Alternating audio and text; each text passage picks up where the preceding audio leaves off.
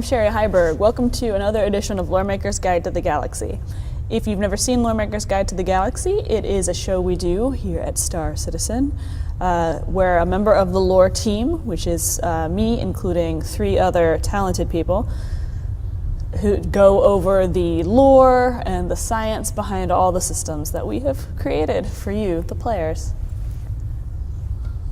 And this week we will be exploring the system Helios. So let's go to it. Pew! Zoom out.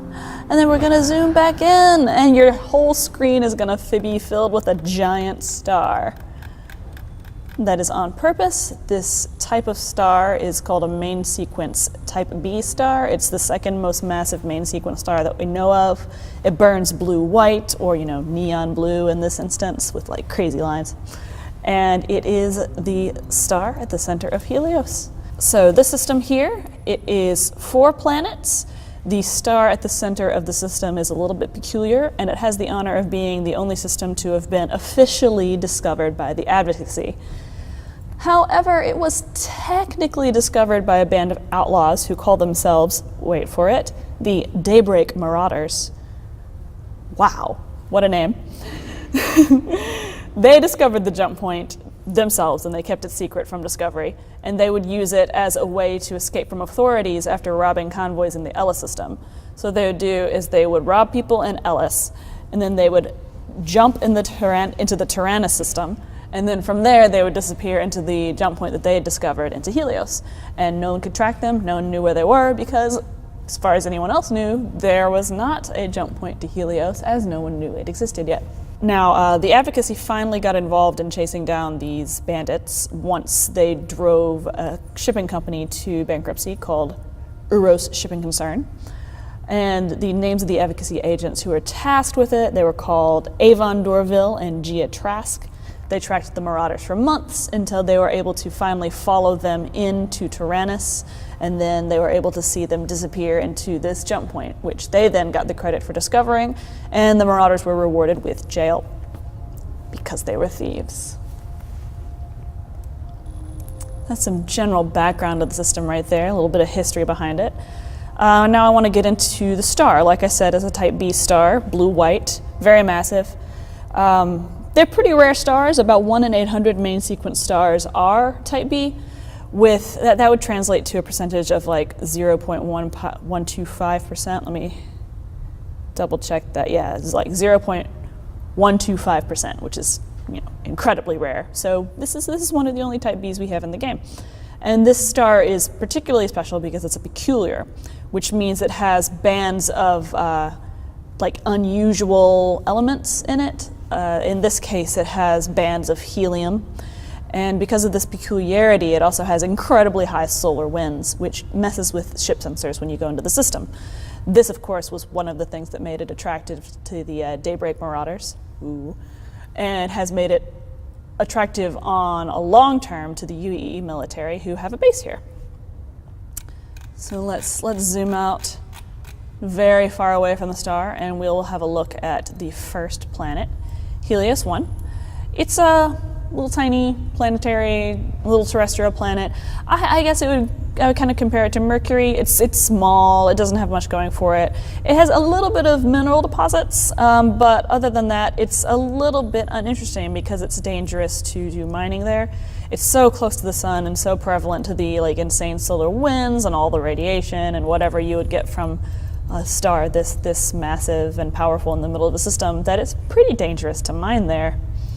That said, it once came to fame because a scientific expedition crashed to the surface, and the 6 surviving scientists had to be rescued in a very short period of time by the military garrison that's established in the system. So they were able to retrofit their ships and get to the planet in record time, and this was all broadcast live on vids all over the UEE, so it enjoyed its 15 seconds of fame. And after that point, they really didn't think too much of it anymore. But really, the main attractive point in the system is going to be Helios 2, Tangaroa. It's located right near the beginning of the green zone. It's got a little moon here. Hi, little moon. but we want to look more closely at the planet. Tangaroa is an ocean planet.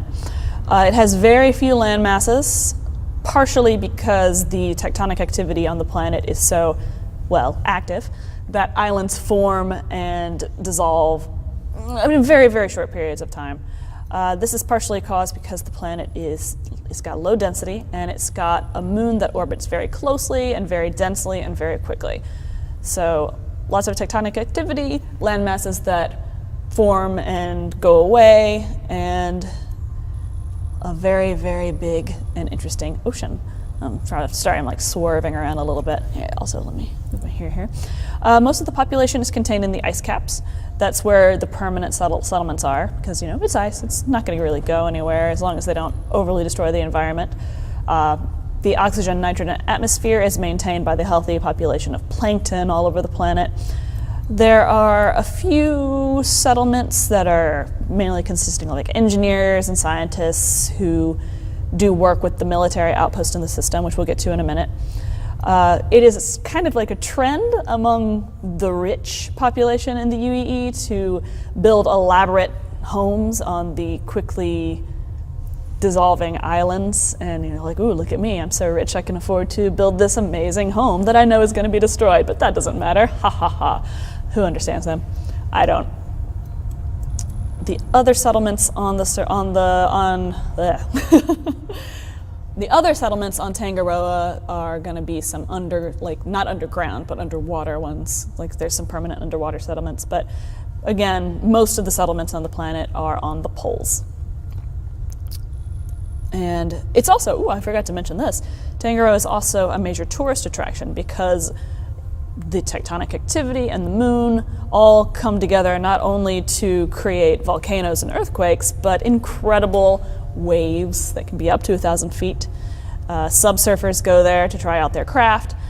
It's not recommended that you actually surf the waves on a real surfboard without, you know, protection, but some people do it anyway because we're people and that's what we do.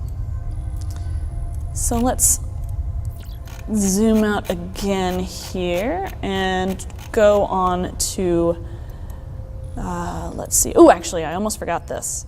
I don't want to forget Hephaestus Station, which is located all the way over here. Hello. It's a little military outpost. It's the main security checkpoint for the system. They work closely with the base on Helios 4, and if you're a merchant, if you want to sell luxury goods, this is a good place to stop because the people who are stationed here are always hungry for something different. They get most of their supplies from the surface of Tangaroa, which is fine, but I mean, who doesn't want some good Terra beef now and then, right? All right, so let's move over here. Let's see if we can find it. Oh, there we go. There's Helios 3. Lovely. Now, Helios 3 is a gas giant. It is, in fact, one of the most massive gas giants that has been discovered so far in the known galaxy. It is about 3 times as big as Jupiter, radius-wise. Let me just double-check something here. Yes, it is a very friendly location if you want to harvest hydrogen. It doesn't have a particularly interesting atmosphere. It's very solidly colored. I mean, if you like stripes, you're not going to like Helios 3, but if you like solid, calming colors, Helios 3 is the place for thee. Anyway, now that we've gotten that bad joke out of my system, because the planet is so massive, because it's on the outer edge of size of gas giants discovered, it does attract a lot of scientific interest. And so you'll have little scientific expeditions coming to Helios 3 to study it and figure out how it got so big, why it formed in the first place, history, all that. All right, I think I remember seeing Helios 4 over here. Yeah, here we go. Now, Helios 4 is an ice planet, kind of like Pluto, except that it's actually a planet. It's mostly rock and ice. It hasn't been terraformed because that would be more or less impossible, but it does have a lot of settlements on the surface in the form of environmentally controlled domes that were put there by the UEE. So it's a military-based planet, more or less. The reason that this was done is because of the solar winds in the system A lot of ship sensors are scrambled, so it's a really good place to do like any kind of activity that you don't necessarily want to be widely broadcast. So, you know, in the military's eyes, this is a pretty good place to be.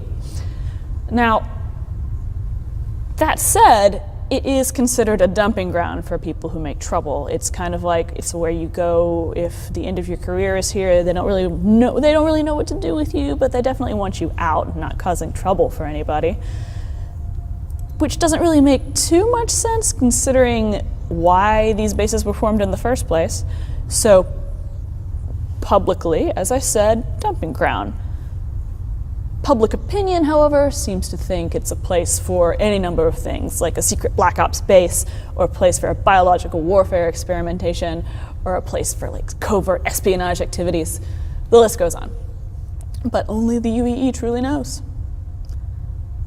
All right, that's it for Helios. I think it's a pretty interesting system, a peculiar system, if you will, just like a star. Remember, if you go there, to pay attention to your ship's sensors because the solar winds can and will mess with them. And if you don't pay too close attention, you may be ambushed by perhaps a marauder. All right, thank you so much for your time. I hope you enjoyed it, and I will see you next time. Thank you for watching. So if you want to keep up with the latest and greatest in the Star Citizen and Squadron 42's development, please follow us on our social media channels. See you soon.